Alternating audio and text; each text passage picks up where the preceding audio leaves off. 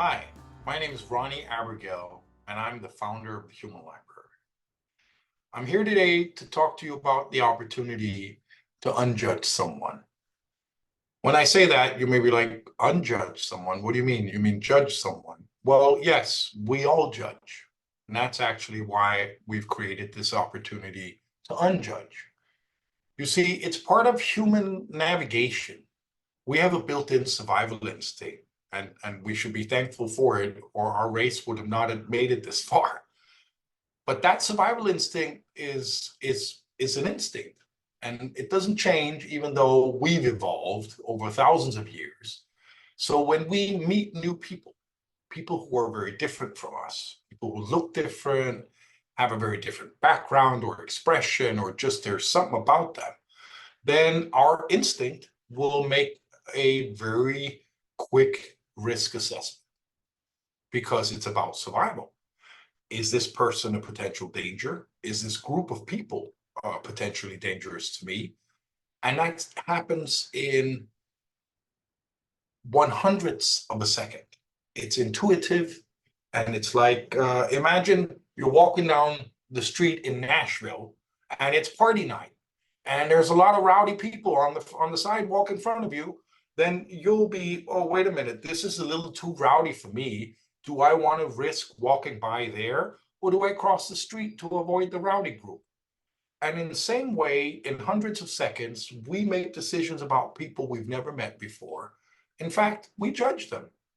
We judge them whether they're relevant for us, could be of interest to us, whether they're, dressed properly, look properly. Maybe there's something about the way their ambience is, or their teeth, or they have a big birthmark or a tattoo on their face. There's so many things that make us judge, but there are very few opportunities to revisit those judgments. So I'm not here to shame anyone or to make you wrong for trying to survive. And I don't want you to suppress your survival instinct. I want you to get home safe every day to your family and loved ones. But I do want you to give some thought to all the people you judged on your way.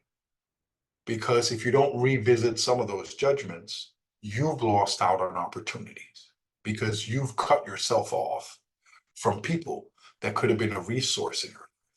Could have been friends, partners, networking, future coworkers, future boss. I don't know. I'm just saying we can never know because we never explored the opportunity to have a connection. We cut them off. I did something similar in my youth. I think I was a bit afraid and intolerant to people who were very different from me. I'm like, whoa, I'm not having any of that. And only realizing a bit later in my life how I actually ruined a lot of opportunities for myself. And getting to know some of those same people later, I realized, whoa, we could have been friends 10 years ago if I had been more open-minded. I lost out on 10 good years of having your friendship in my life. So sometimes we have to, even though we have all the friends we think we need, or we may have all the resources around us that we think we need, or we're doing well every day, uh, your life can be much richer. And it's not about money. It's not about a certain church or signing up for anything or, going with a certain ideology even. It's about you being courageous to engage with people that are different from you and give them a chance, give yourself a chance to understand and to be understood.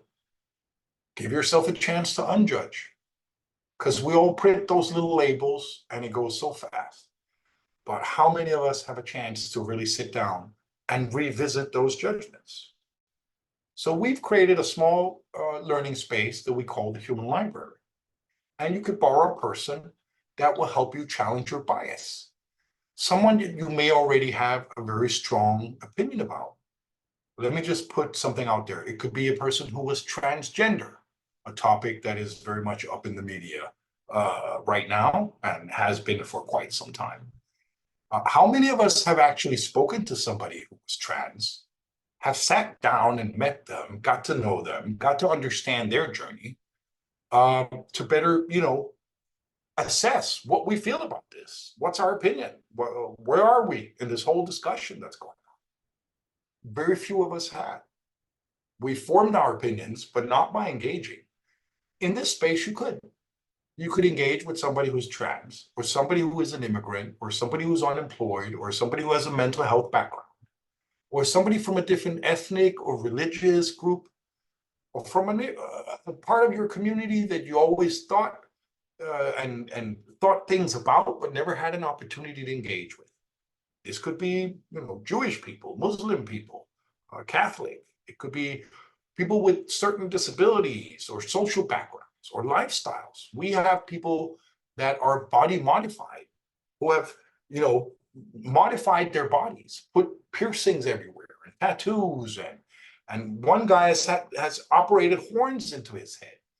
And when you see a person like that in the public space, you're very curious and maybe even a little insecure in a moment, because why did you do that? What's going on here? And you can't go and ask that question in the public space without an invitation. Here, the people that we bring to our sessions volunteer to answer those questions and talk to you about their lifestyle or their social status or their mental health, so that you have a chance to better understand, maybe accept, maybe become friends, or maybe agree to disagree. As a library, we are completely neutral. We don't have an opinion. We don't expect you to have a certain outcome. We hope the best for you and for your book, that you may find common ground or may sit down there and agree to disagree, but respect each other's right to be different. And as I've said many times in the past, I mean, honestly, who wants to be tolerated? None of us. Not if we have the choice between being tolerated and being accepted. Then I would go for acceptance every time. Tolerance, I don't even like the word. It's like you're allowing me to be here, but you don't really want me here. You're tolerating my presence because you have to, or because of the legislation. But that's not a nice, condition for me to be in. I'm actually persona non grata. I'm tolerated in this community. I don't think any of us would be happy with that status or be able to thrive if that's the label that was attached to us as a person, individual, or family in the community.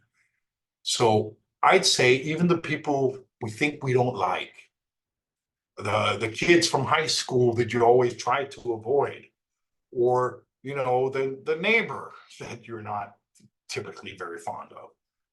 Try next time when you meet that neighbor or when you see that group of kids, try to see if you can get an opportunity to engage and learn something.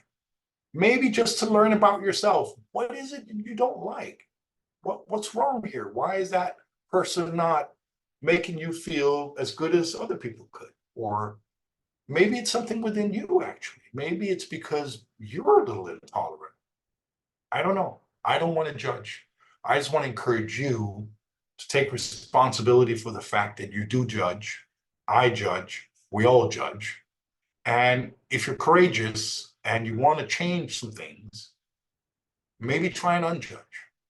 Just like you would want the opportunity to be unjudged if some of us had printed a label real quick on you. So you can do that at our space for free at the Human Library. Come and unjudge someone. You have nothing to lose and everything to gain.